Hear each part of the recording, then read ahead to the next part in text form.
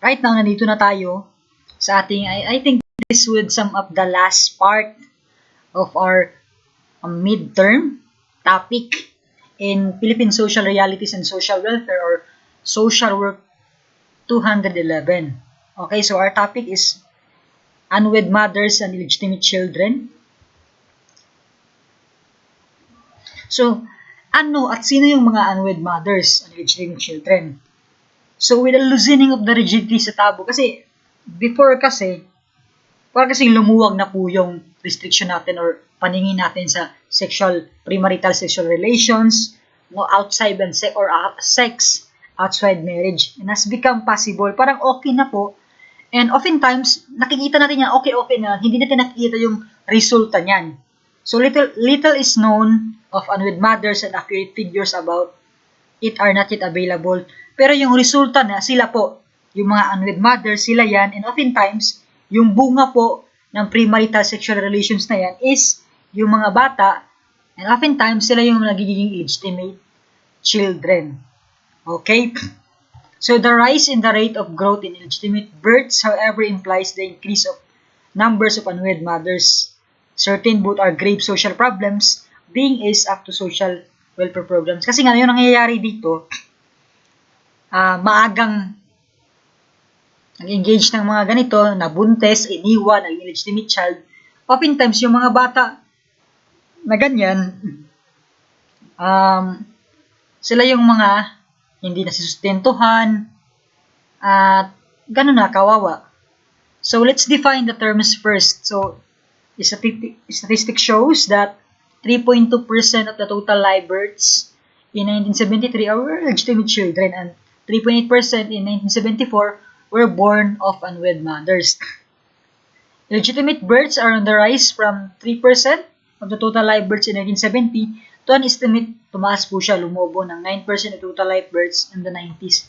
And I think lumaki na siya ngayon. So, sino yung mga unwed mothers? So, unwed mothers refers to a girl, okay? Girl, not necessarily woman, kahit bata pa, mga, let's say, 15 pataas, or a woman who has born a child without of wedlock. So, sila yung mga nagkaanak outside marriage.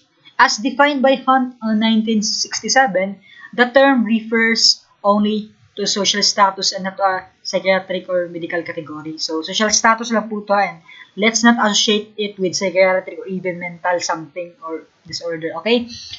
And who are those illegitimate child? Ako, illegitimate child ako. You are your instructor, an illegitimate child. I'm a product of it, and I don't know if I will be proud of it. A child is considered legitimate if, pero I can say I'm a legitimate child now. Ginagamit ko na po ngayon yung apelido ng father ko. I think so graceful to have that. I think RA 9755 yata yan. Ginagamit ko yung surname ng father ko. A child is considered legitimate if the time of birth, the parents are legally married. Kasi hindi yung married yung father ko. No, the time na anak ako. Kasi may naunang asawa si father ko. And of course, mahal yung divorce or legal separation. And the illegitimate, if the parents are not legally married, sila yung the illegitimate child. Or the child is said to have born out. So, nasilang sila na hindi pa kasal yung parents nila. Automatic talaga yung legitimate child sila. Broken home. Ito yung one of the causes. It is commonly accepted that by broken home, it is meant that it is one in which the husband and wife are either separated or divorced for one reason or another. Now, that broken homes can do cause unwed mothers is supported by studies. No? So, yan ang yung nangyayari. Kasi nga, broken homes, kasi ang dali lang kasi iwan yung isang tao pag hindi kayo kasal. There's no legal bound or legal commitment, okay? Wala ka, hindi ka nakatali. Delikado po kasi yan. Kasi, kaya nga, pag konting away lang, pwede lang hiwalayan agad. And many separated or divorced parents have produced offspring, and that later honor to their parents to became pillars of their community. Like other communities in the world, the Philippines has many teenagers becoming mothers without the benefit of marriage. So, it was a important topic to me because not only I'm an illegitimate child, but also during my practicum, Sila yung hinahandle ko kasi ng mga mother. Okay, sila po yun, yung mga unwed mothers, and hindi naman sila naghiwalay sa asawa, na hindi pa sila nakasal talaga. And such a great and joyful experience that happened sa mga clients ko sila. Okay, so based on the latest findings of the National Census, or NSO, there is a rise of the rate of legitimacy. So, nagkakameron talaga. So, in connection to this, some factor is that premarital sex related dyan. And in connection na naman, kawalan ng sex education. And oftentimes kasi yung mga, sila dito ng mga unwed mothers, hindi sila nakapag-aral, kawawa po. Unwed young mothers on the rise. The research conducted in 1994 by Dr. C. Sanchez of the Polytechnic University of the Philippines revealed that out of the 50 young single mothers, 60% of which are born urban places, madami po yung urban, and 35% are rural. And the youngest age group comprised of biggest percentage. So, sila yung mga younger. Oftentimes talaga yung mga unwed mothers, mga bata. Okay? Majority of the single mothers are secondary school graduates lang, and only 24% have finished college. As to the educational qualification of the subject parents, like their children, both parents are most high school graduates karamihan. The researcher further disclosed that with regard to the ordinal position in the family, majority of these unwed mothers are middle-born children. Surprisingly, most of them perceive their parents as kind and feel that their relationship with their parents are like that of friends. Okay, so parang ganun kasi, parang friend lang yung relationship ng anak tsaka yung mother kasi same lang yung parang bata yung mother. Kung malaki sila, parang kasi young eh. Some of them, however, felt that their parents, particularly their fathers, are too strict and expressed that they were treated with violence. Among the common description they gave themselves are secretive, sensitive, rebellious, and stubborn. Some of them expressed that they are easily influenced by peers, oftentimes yung mga parents. An overwhelming majority naman, 91.2% are Catholics, very few are Christians, very few are Christian and Catholics, and there is but one Muslim. In the light, kasi according sa mga Muslim kasi, premarital sex is haram, kaya naiiwasan nila yan. Oftentimes naman, na-appreciate ko yung culture nila, they are so conservative nangyayari, naiiwasan nila yung problemang to. In the light of these findings, the research conclude that of the unwed youth, the greatest number are found among youngest age group, 15 to 23. Baka nga ngayon lumiit na to. More the midborns are susceptible to premarital sexual behavior than their other siblings. So, mga ganitong pangyari. Premarital sexual talaga. The characteristics common to sample subjects are surreptitious, sensitive, rebellious, and stubborn. So, sabi dito, from the standpoint of the aforementioned conclusions, the following recommendations are given. Ito yung mga recommendations ng mga eksperto. Generally, parents' care and attention are focused on their first and last born. It suggested that equal attention be afforded their middle. Kasi ito kasi yan, yung first na anak, oftentimes kasi, para kasi itong kang Alfred Adler yata ito na theory. Oftentimes, kung sino yung first na anak, medyo parang mahal na mahal. And oftentimes yung last din, sometimes napag-iwanan yung mga middle child. And apparently, tolerance is misconstrued to mean kindness. For this reason, behavior that would have been universally censored a generation ago should not be tolerated. So, hindi po pwede na nangyayari na to, i-tolerate natin. Hindi naman sa i-condemn natin sila, but we have to discipline talaga next generations. Sometimes kasi natatanggap na natin yung tabo na yan na okay lang yung mga ganun. Hindi yan pwede. Both teachers and parents should stress spiritual and higher values in life. Kasi ito kasi yung tendency. Most spiritual and higher values believe that it is a sin, premarital sex. Also, I believe. So, stressing on this part of values could maybe lessen the unwed mothers' experiences na nangyayari.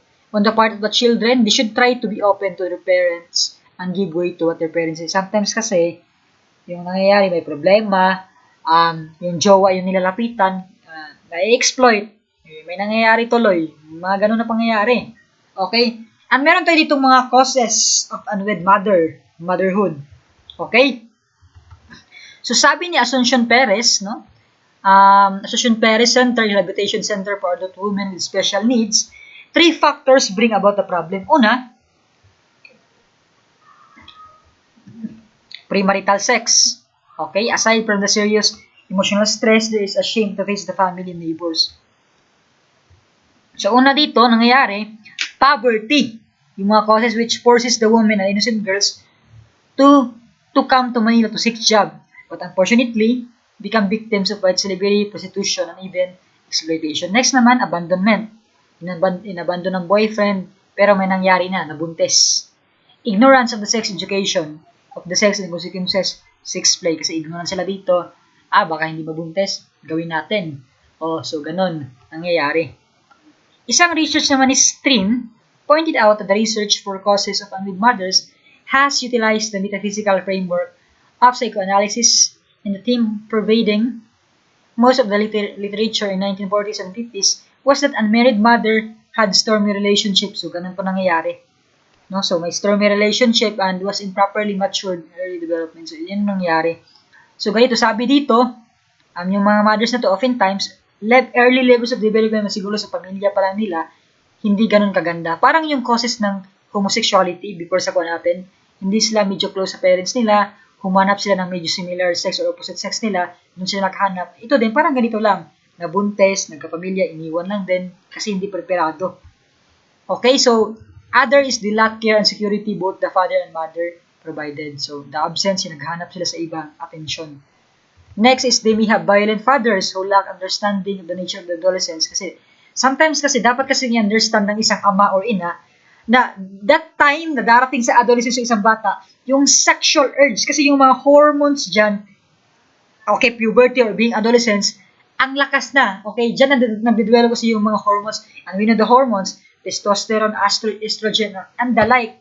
And dapat ma-understand yan ng isang ama na ito sa adolescence na to, between 15 to 23, ang lakas ng mga urge dyan.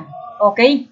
Hence, yung adolescents just escape the problem and be forced to love sweeter from whom he not really love and live without benefit of marriage. Yun ang nangyayari. Lack of communication between teenager and the mother.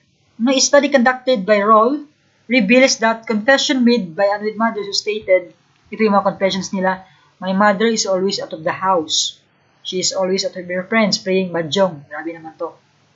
And I want to talk with my mother about my problems, but she isn't always available.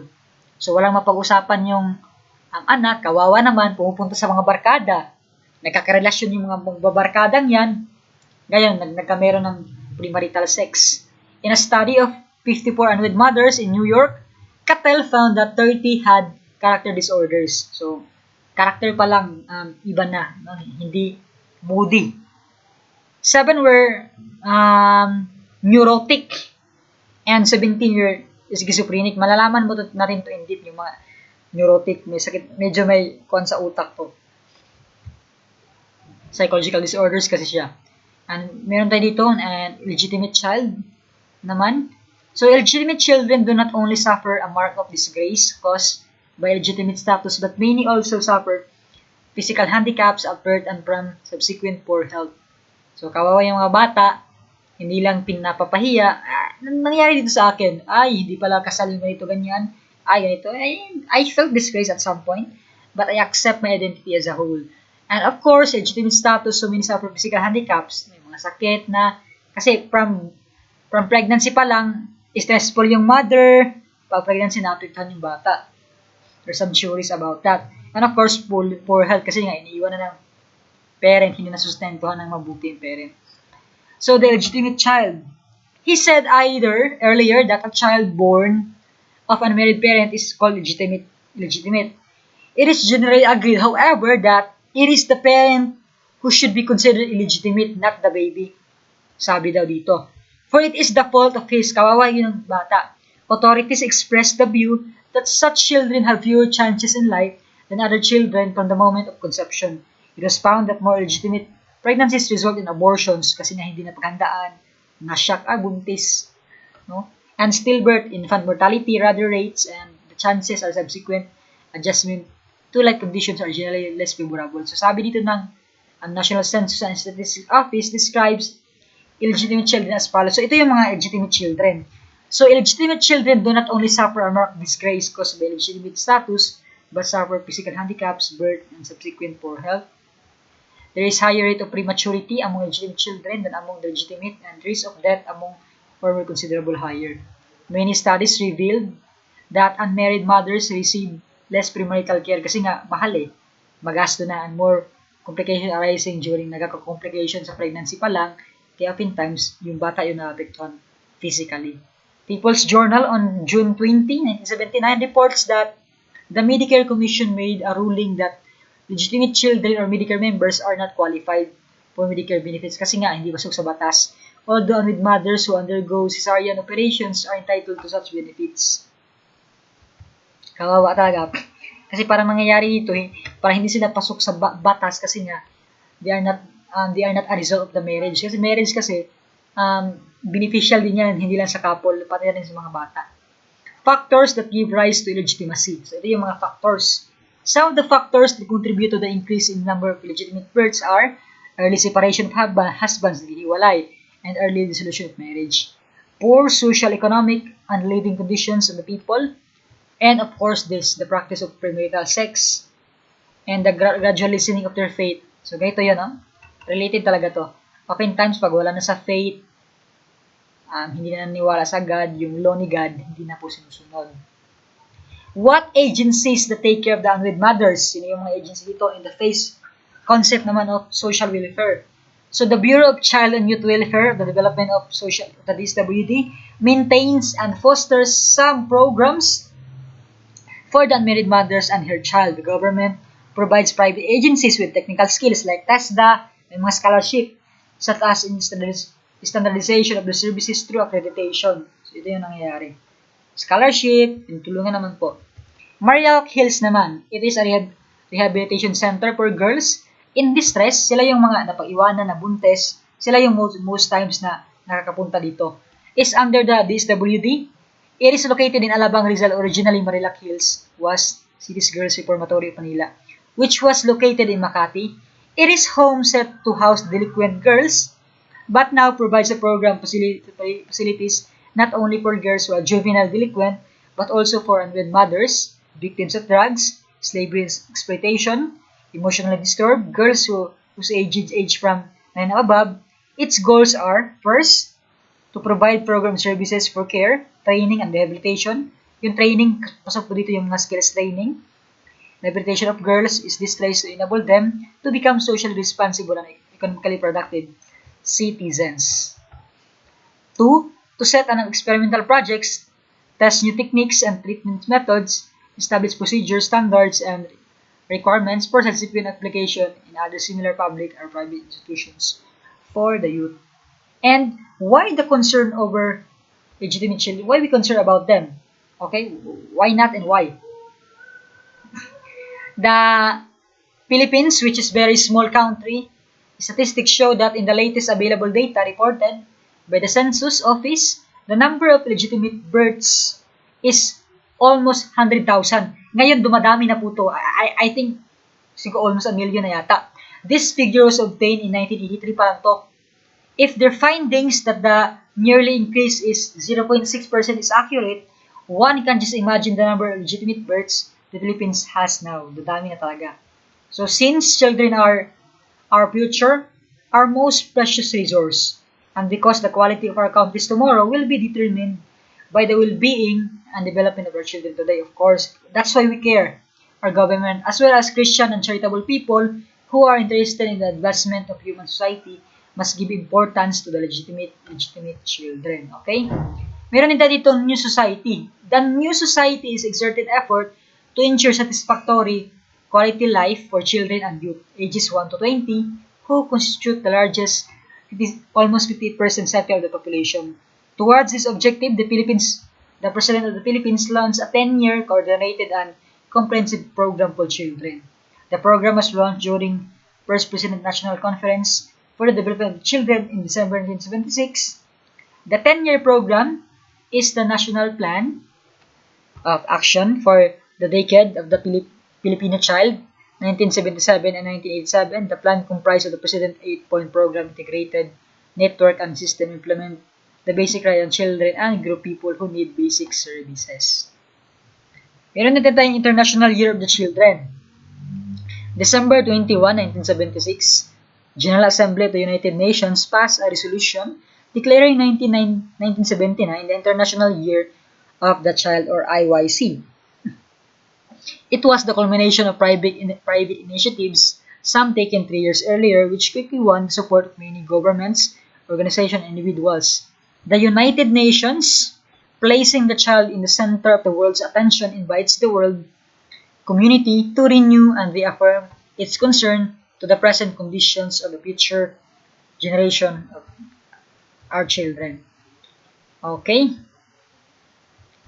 While programs of national and local action remain the focal point of your IYC, is expected to stimulate new research on the needs of children and widespread gathering and dissemination of research on child-related issues.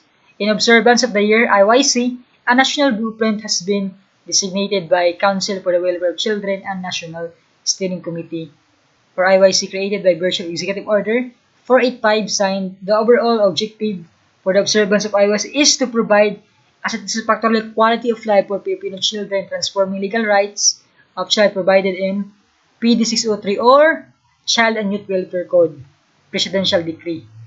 It can be observed, however, that although the government tries to do its best for the welfare of the illegitimate children, some unmarried mothers go to the extent of selling their children or leaving them in the hospitals where they gave birth rather than trying to bring them up without a father because of stigma attached to being an unwed mother.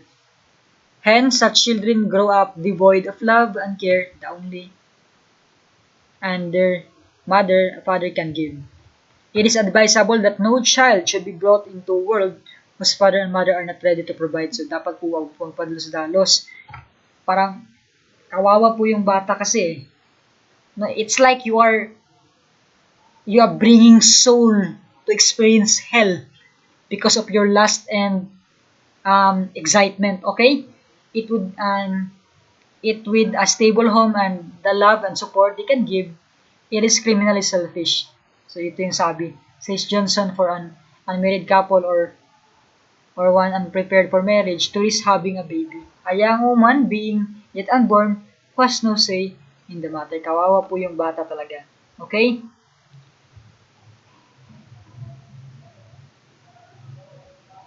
And here's the question to ponder. So, what is broken home? Okay? What is broken home? On the basis of the available studies, what specific conclusion can be drawn with respect to the related effects of broken homes or on the conduct of the children? What are the causes of unwed motherhood? What are the some factors that give rise to legitimacy, and the rest of the questions? Right now naman, let's move on to this another social realities. No, actually ngayon kasi na-focus kayo sa COVID, yung nangyayari ito, but actually, tumataas po yung operation yan.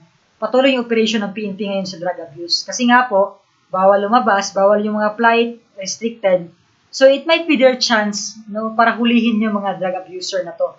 Okay, sa community natin. And it is such a big problem because oftentimes, karamihan sa mga kriminal, nagsashabu. Okay? Or, may parang tawag nga din, may impluensya ng shabu. So, drug abuse. Originally, the term used popularly to describe dependence on the drug was addiction. So, pag nakadepende ka sa drug, na-addict ka na. This term, so dependence, hindi ka makatulog, mag-drugs ka. Hindi okay yung pakiramdam mo, mag-drugs. Sobrang nakadepende yung buhay nila. And oftentimes, yung tawag na dyan, popularly known, addiction na. This term has been replaced by WHO with the term dependence. So, iba po yung drug addiction, at saka iba na rin po yung drug dependence. Pero both, they are using drugs. Now, drug dependence has become a severe social condition for its adverse effects upon our most precious resource, the Filipino youth. Sila yung mga oftentimes talaga dito. It is widespread not only among youngsters, but among men and women, disparate social, financial, kasi social, kasi oftentimes kasi, nag-engage lang nito kasi yung ginagawa ng iba, baka sabihin ng others. Financial, kasi nga, malaking pera to, and economic characters. It is harmful. It ruins one's life. It breaks down character, leading to criminality and even suicide. Hindi na masama na yung pag-iisip, pati sarili kaya nasaktan, how much more yung ibang tao. Drug dependence has been found to be a common problem in Metro Manila and other large cities. Researchers in the field of drug dependence by Dangerous Drugs Board revealed that the problem of drug abuse in the Philippines is predominant among young people between ages, tingnan nyo to, 12 to 24. Kaya nga may issue before kasi yung juvenile delinquents, na isali ba yung 12? Kasi nag-engage na po talaga yung mga edad na to. Oftentimes siguro hindi sila gumagamit, pinagpabenta naman sila. 2 to 24 with 18 as average age. Findings indicate that drug abusers are found in and out of school.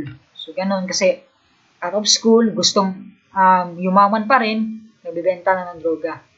Drug abusers are initiated relatively early while in school, reaching peak frequently during the first and second years in college. Drug abuse is related to the problem of personal maladjustment and inability to relate satisfactorily with people. Yun yung nangyayari.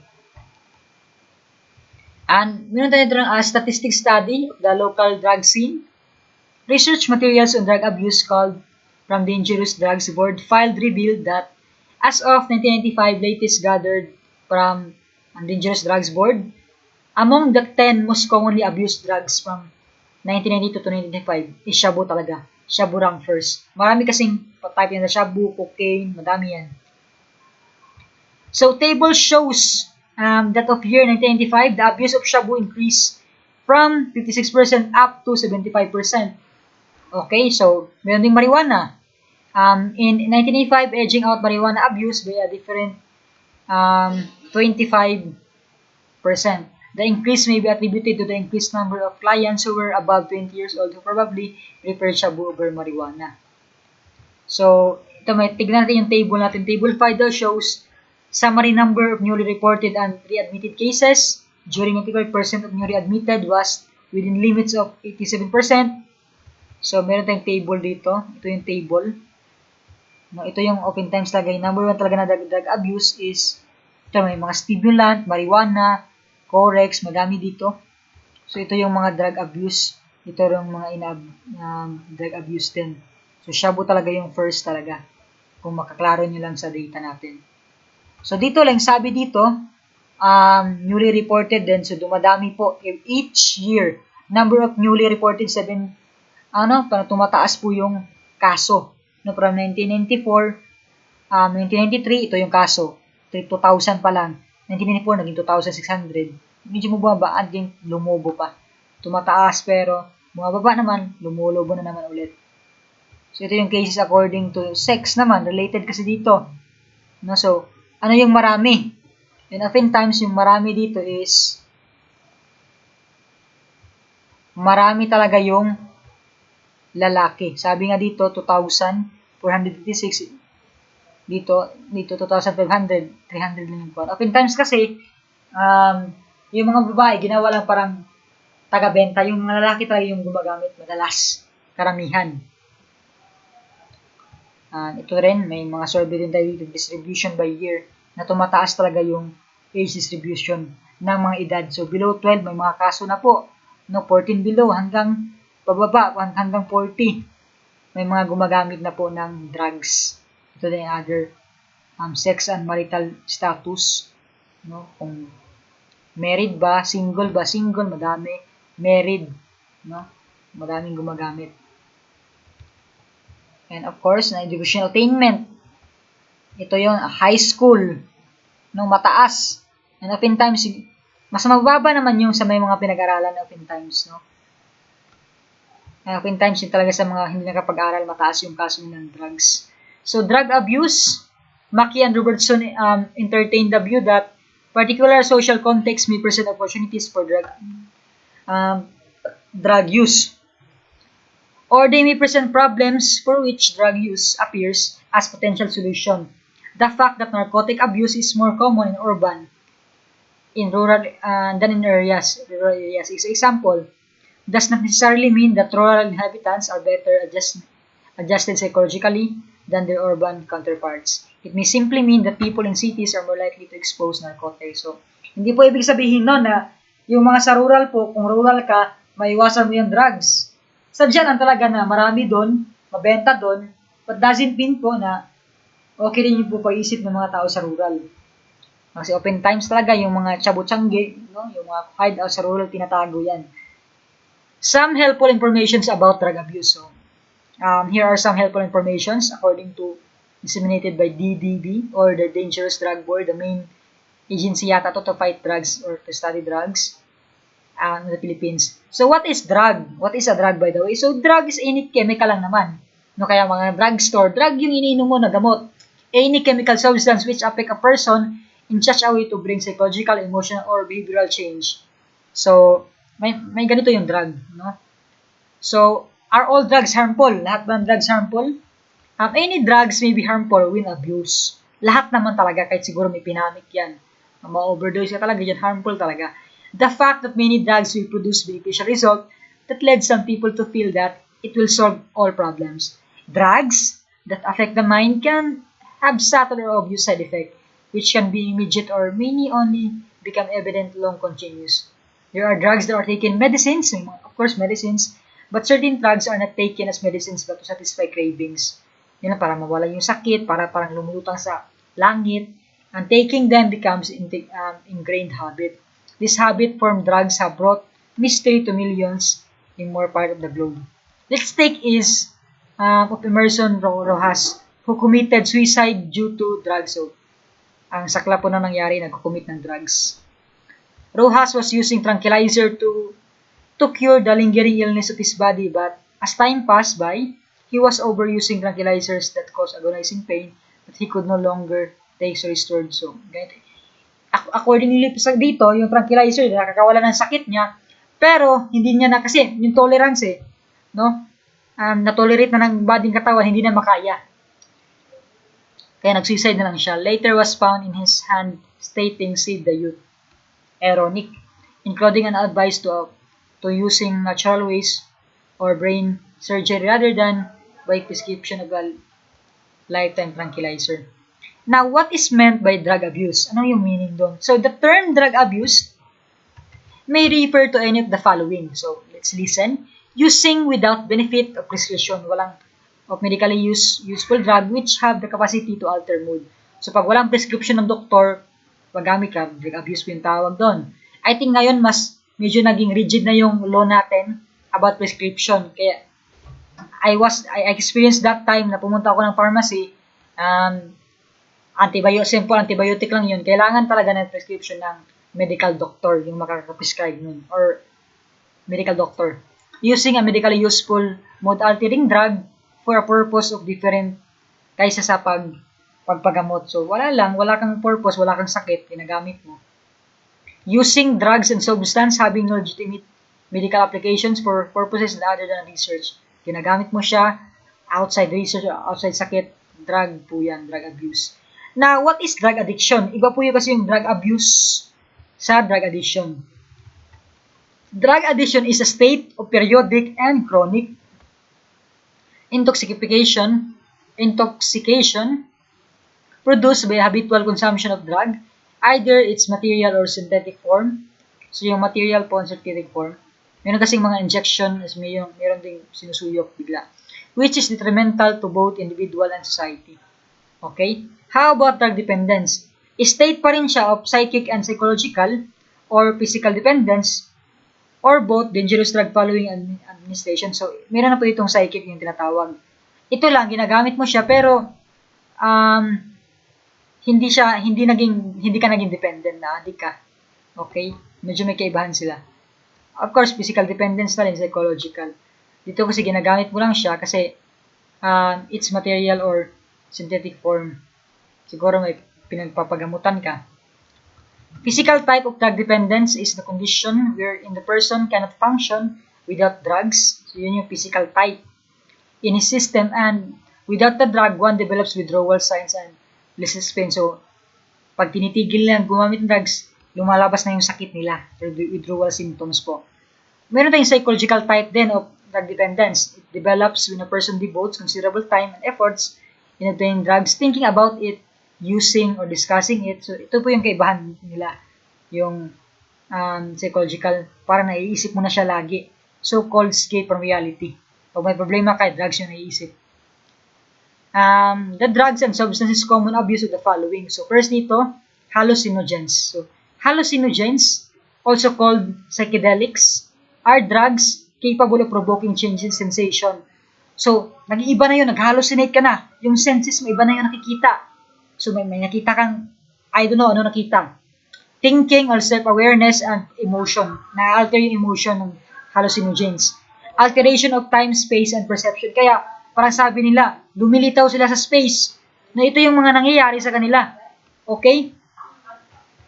So, examples dito ng mga hallucinogens, example dito, no? Heroin,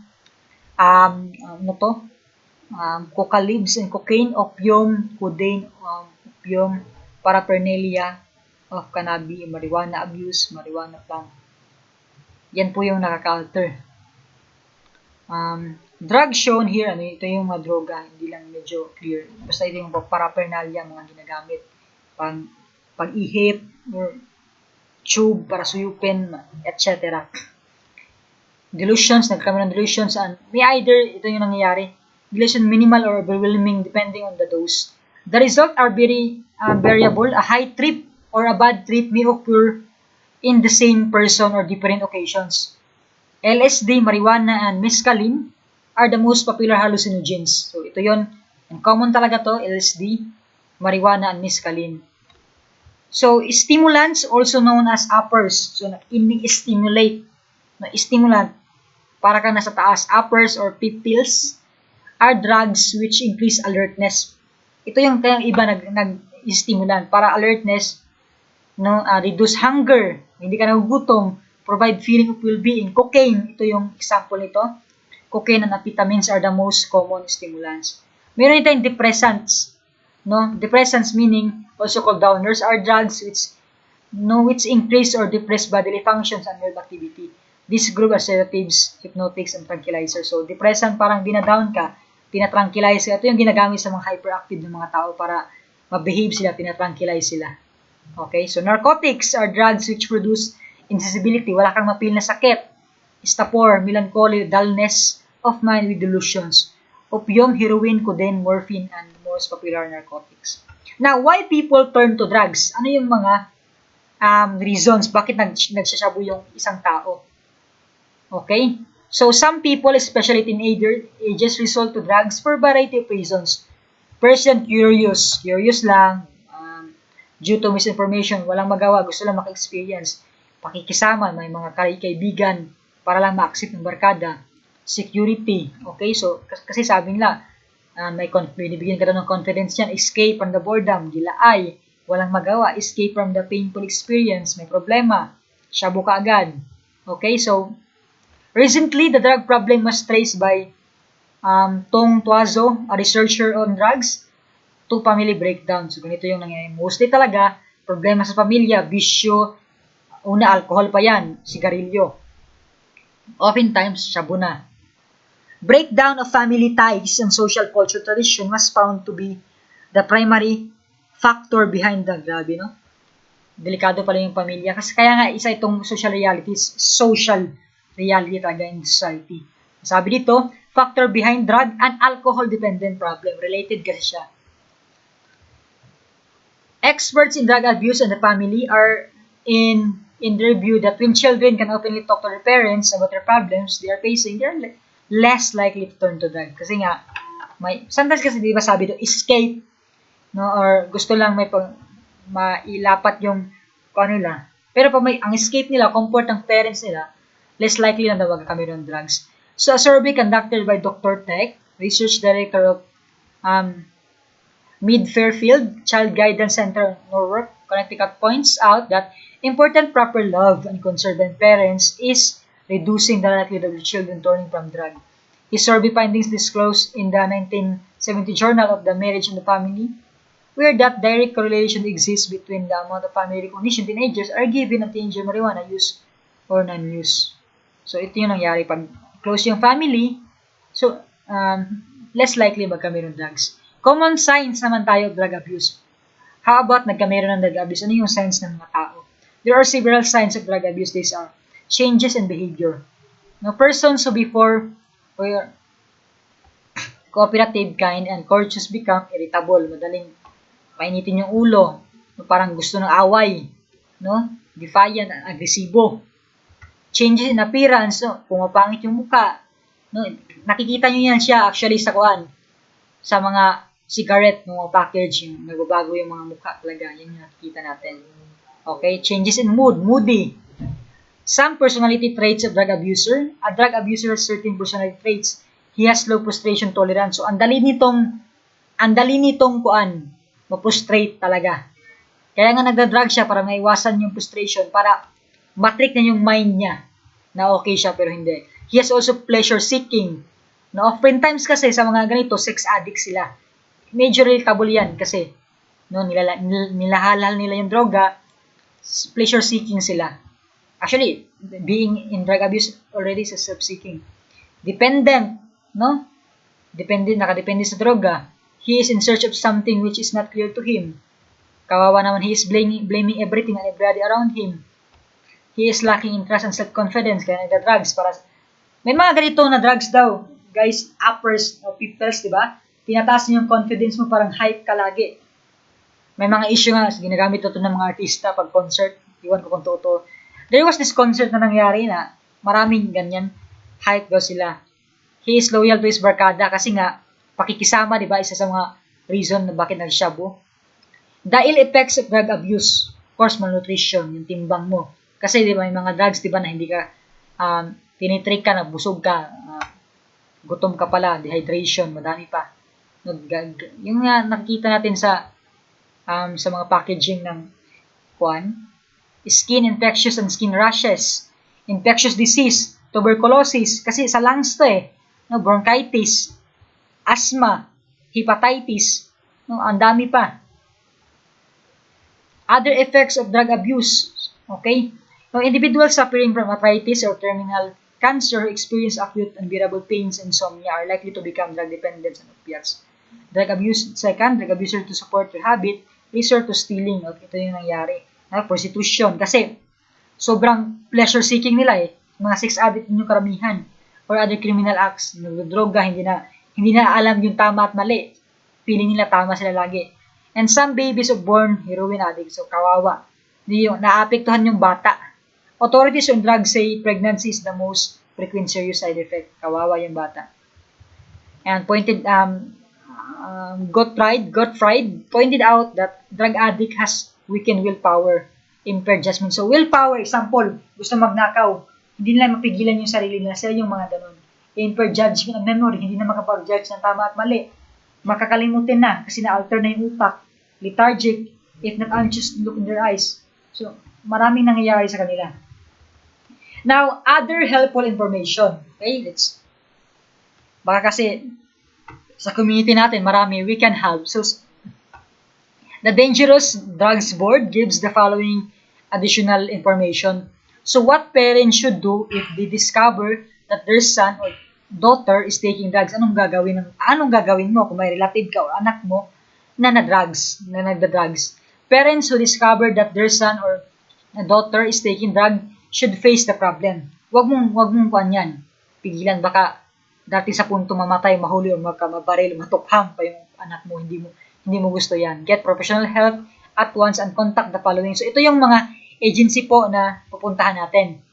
For general information, the DDB or General Dangerous Drugs Board, ito po yung address nila. And of course, NBI, Narcotics Section, punta ka sa NBI, sa Narcotics Section, okay? Narcotic Division naman of Food and Drugs Administration of Department of Health.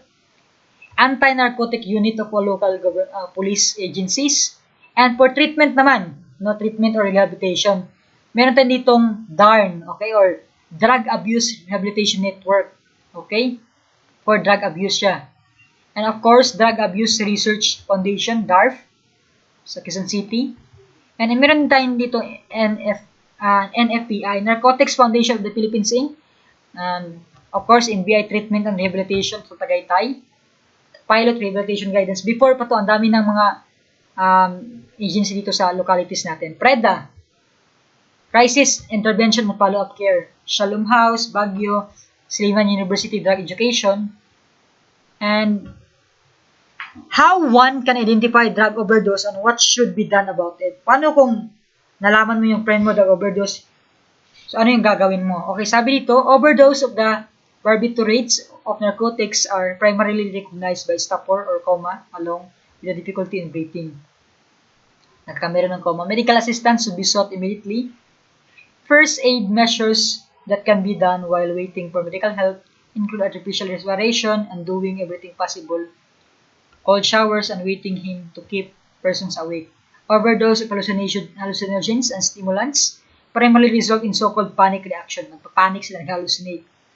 The individual may become hyperactive, agitated, frightened, suspicious, always believing that people are attempting to hurt him. It is very important that all concerned remain calm. Dapat kalma ka kung tutulungan mo sila. Kasi kung hindi ka maging kalma, sila din, of course, baka mag-away pa kayo. They should reassure that the individual will be alright, explaining to the individual who and where he is, and that his feelings are drug-related and will subside may be helpful. Help should be sought as soon as possible and is usually available. Kailangan mo talagang tulungan sila na ma-rehabilitate sila. Dapat pag magiging okay lang to, huwag kang kabahan, resulta lang to ng drugs. Okay? Hindi to ikaw, hindi to ikaw. What parents can do to prevent drug abuse? Ito yung mga gagawin ng isang parents o kung relative ka man, you're a cousin, ito yung dapat mong gawin. Any problem that confronts the member of the family, especially if it is the problem, the children should be concerned of the adults and parents. Kung kapatid ka man, may mga bata ka na ko, dapat alam mo to. Following our suggestion to parents to prevent drug abuse, create a warm and friendly atmosphere in the home. Huwag yung pag-uwi mo, may problema sa opisina, problema yung dala mo. Hindi ka naging good example sa kanila. Dapat warm lang, friendly.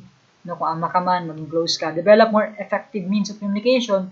Huwag yung aura mo, hindi makakausap. Okay? Be open, honest, non-frank about the things that matter. Usapin may problema ba? Huwag kang tumanggap ng mga salitang okay lang po. Dissect it. In a social work perspective, dapat alam mo mga friends ng mga anak mo or ng mga kaibigan mo or ng mga relatives mo. Kilala mo sila dapat. Understand and accept their children for what they are and they are not. Or they want them to be. No? Hindi sila ganun. Hindi mo sila ganun. Understand and accept their children for. Develop, maintain mutual respect by showing faith and confidence in their children's ability to think and listen clearly. Be hopeful ba? No? In social work kasi, there is no hopeless case.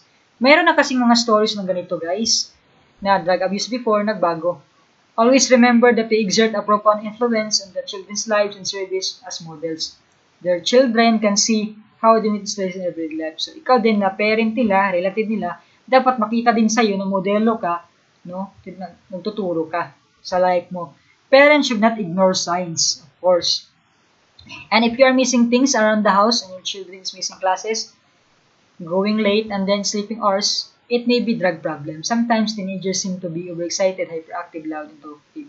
It could be drug abuse, according to Preda 1986. Solutions to drug addictions. Ito yung some solutions. Una, psychologists and psychiatrists agree that a happy family is the only solution to drug addiction. Okay, they share the view that many of the problems associated with drugs can prevent even early attention paid, improving communication in the family. Responses of parents to the discovery of drug abuse vary. Sometimes kasi before bata pa tayo, di ba, kasama natin yung parents natin, na-stumble ka or parang nasapit ka, nadamag ka, yan yung bagay sa'yo, ginaganyan tayo, hindi po pwede yan. May nangyari na sa bata, yan yung sinasabi mo. Of course, siguro, baka yun yung way mo to make them guilty. Pero hindi na po kasi effective yan in the concept of psychology. It may even give them a psychological disorder. Baka anong mangyari pa sa nila, baka yung emotions sila matouch, hindi na tuloy magbago yung bata. No, parents are advised not to adopt a primitive approach na po kasi yan. Luma na yan. Traditional na yan, no?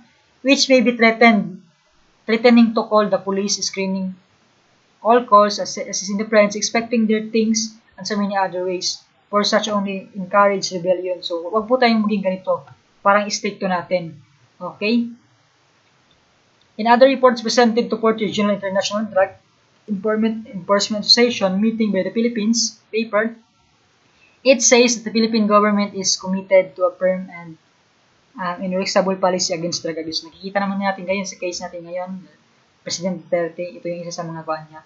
Consistent with the policy, the Philippines is a party to all understanding and agreements on the prevention and control of drug abuse in this region throughout the world. Okay? So, here's our questions to ponder. So, define the following terms: drug abuse, drug dependence, drug addiction, narcotics, depression. Why do people turn to drugs? Bakit? Give some signs of drug abuse. What can parents do to prevent drug abuse? What is the only solution? Okay? So, I believe everyone, no, and this is siguro medyo na overwhelmed tayo sa COVID. But actually, in God's will, pag natapos itong COVID, no, matapos man, there is still drug abuse in our community. Baka parents natin, kakilala natin, anak natin, and we have to be knowledgeable about it. No, wala kang magagawa kasi kung wala ka alam. Okay? So, as a social worker in the near future, dapat alam mo to, saan ka lalapit, anong gagawin mo, what are the signs, what are the methods, what are the theories behind this. Dapat alam na alam mo to. Okay? So, ganun, yan lang. Thank you, and please study this. This is not for your grades. You can also be a blessing if also pag ma-share mo tong kung ano to sa other people, magiging blessing ka rin sa kanila. Okay? So, yun lang, and thank you.